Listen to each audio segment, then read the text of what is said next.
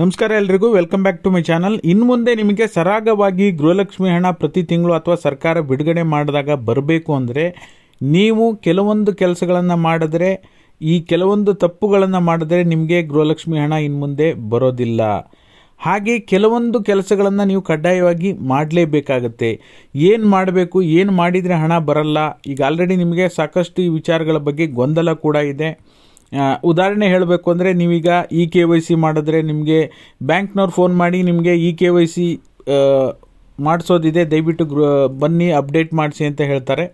ಅವಾಗ ನಿಮಗೆ ಸಹಜವಾಗಿ ಅಯ್ಯೋ KYC ಮಾಡಿಸ್ಬೇಕಾ, ಮತ್ತೇನಾದರೂ ಗೃಹಲಕ್ಷ್ಮಿ ಹಣ ಬರೋದು ಪ್ರಾಬ್ಲಮ್ ಆಗುತ್ತಾ, ಅಥವಾ ನಿಮ್ಮ ಬ್ಯಾಂಕಲ್ಲಿ ಏನಾದರೂ ಆಧಾರ್ ಸೀಡಿಂಗ್ ಸಂಬಂಧಪಟ್ಟಂಗೆ ಸಮಸ್ಯೆ ಇದೆ, ಆಧಾರ್ ಸೀಡಿಂಗನ್ನು ಬದಲಾವಣೆ ಮಾಡಿಸ್ತೀರಾ, ಅವಾಗೇನಾದರೂ ಗೃಹಲಕ್ಷ್ಮಿ ಹಣ ಬರೋದು ನಿಲ್ಲುತ್ತಾ, ಅಥವಾ ನಿಮ್ಮ ಕುಟುಂಬದ ಯಾವುದೇ ಸದಸ್ಯರನ್ನು ರೇಷನ್ ಕಾರ್ಡ್ಗೆ ಆ್ಯಡ್ ಮಾಡಿಸ್ತೀರಾ, ನಿಮ್ಮ ಮಗು ಇರುತ್ತೆ ಅದನ್ನ ರೇಷನ್ ಕಾರ್ಡಿಗೆ ನೀವು ಇನ್ನೂ ಸೇರಿಸಿರೋದಿಲ್ಲ, ರೇಷನ್ ಕಾರ್ಡ್ಗೆ ಸೇರಿಸಬೇಕಾಗಿರುತ್ತೆ, ಸೇರಿಸಿದ್ರೆ ಗೃಹಲಕ್ಷ್ಮಿ ಹಣ ಬರೋದು ಸ್ಟಾಪ್ ಆಗುತ್ತಾ, ಆಮೇಲೆ ರೇಷನ್ ಕಾರ್ಡ್ KYC ಮಾಡಿದ್ರೆ ಗೃಹಲಕ್ಷ್ಮಿ ಹಣ ಬರೋದು ಸ್ಟಾಪ್ ಆಗುತ್ತಾ, ಈ ರೀತಿಯಾಗಿ ಸಾಕಷ್ಟು ಪ್ರಶ್ನೆಗಳು ನಿಮ್ಮಲ್ಲಿ ಇರ್ಬೋದು. ಹಾಗಾಗಿ ನಿಮಗೆ ಈಗ ಆಲ್ರೆಡಿ ಹಣ ಬರ್ತಿಲ್ಲ ಅಂದರೂ ನೀವು ವಿಡಿಯೋನ ತಪ್ಪದೆ ನೋಡಿ, ಇನ್ನು ಮುಂದೆ ಬರಬೇಕು ಅಂದರೂ ಕೂಡ ನೀವು ತಪ್ಪದೆ ಈ ವಿಡಿಯೋನ ಪೂರ್ತಿಯಾಗಿ ನೋಡಿ.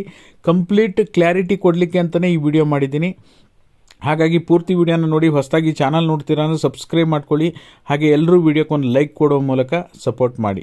ಮೊದಲನೇದಾಗಿ ಯಾವುದರಿಂದ ಪ್ರಾಬ್ಲಮ್ ಇಲ್ಲ ಅಂತ ನಿಮಗೆ ಕ್ಲಿಯರ್ ಕಟ್ಟಾಗಿ ಹೇಳ್ಬಿಡ್ತೀನಿ.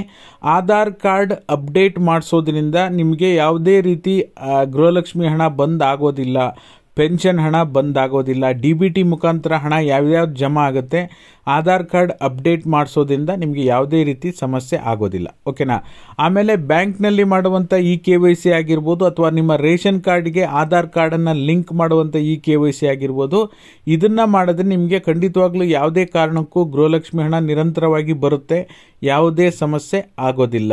ಓಕೆನಾ.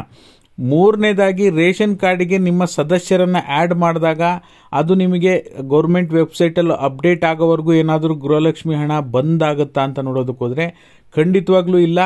ಮನೆ ಹೆಡ್ ಆಫ್ ದ ಫ್ಯಾಮಿಲಿ ಯಾರಿದ್ದಾರೆ, ಮನೆಯೊಡತಿ ಯಾರಿದ್ದಾರೆ, ಅವರನ್ನು ಹೊರತುಪಡಿಸಿ ಬೇರೆ ಯಾವ ಸದಸ್ಯರ ಬದಲಾವಣೆ ಮಾಡಿದ್ರೂ ಯಾವುದೇ ರೀತಿ ತೊಂದರೆ ಆಗಲ್ಲ. ಆದರೆ ಮೇಜರ್ ಪಾಯಿಂಟ್ ಏನಪ್ಪ ಅಂದರೆ, ಹೆಡ್ ಆಫ್ ದ ಫ್ಯಾಮಿಲಿ ಅಂದರೆ ಈಗ ನಿಮ್ಮ ಯಾರೋ ಮನೇಲಿ ಹಿರಿಯವರು ಇರ್ತಾರೆ, ಅವರಿಗೆ ಗೃಹಲಕ್ಷ್ಮಿ ಹಣ ಬರ್ತಾ ಇರುತ್ತೆ. ಅವರೇನಾದರೂ ತೀರ್ ಹೋದ್ರು ಅಂದರೆ ಅನಿವಾರ್ಯವಾಗಿ ಅವಾಗ head of the family change ಮಾಡಲೇಬೇಕಾಗತ್ತೆ.